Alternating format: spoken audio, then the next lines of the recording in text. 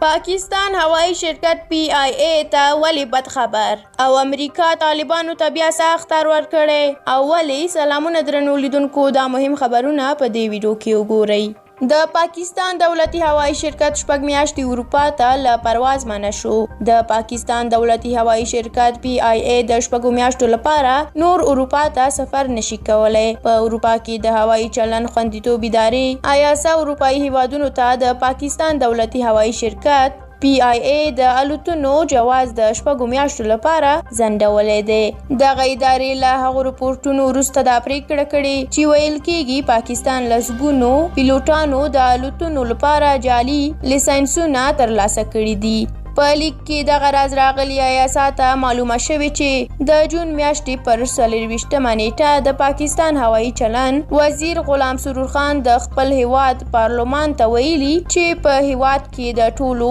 860 پیلوټانو له ډلې نږدې 260 کسانو ته د ټګۍ برګۍ له لارې د الوتنې لیسنسونه ورکړل شوي دي او د همدې معلوماتو له مخې ایاسا اداره د پاکستاني پیلوټانو د لیسنس په تړاو اندېښمنه ده او د دې ترڅنګ امریکایي چارواکي وایي طالبانو ته یو ځل بیا ګواښ کړی چې پر امریکایي ځواکونو برید ونه کړي کنه سخته به ورته تمامه شي د امریکایي رسنیو د راپورونو له مخې د امریکا د بهرنیو چارو وزیر مایک پمپیو د قطر دفتر له مشر ملا برادر سره د هغو راپورونو پر سر هم خبرې کړې دي چې ګواکې روسي استخباراتو طالبانو ته د امریکایي عسکرو د وژلو پر سر انعام ورکاوه مایک پمپیو له طالبانو غوښتي چې د سولې هوکړې ته ژمن پاتې شي تاوتریخوالی کم کړي او پر امریکایي ځواکونو بریدونه ونه کړي طالبانو ډاډ ورکړی چې دوی د سولې هوکړې ته ژمن دي درنو لیدونکو ډیره مننه چې دا ویډیو تر پایه ولیدله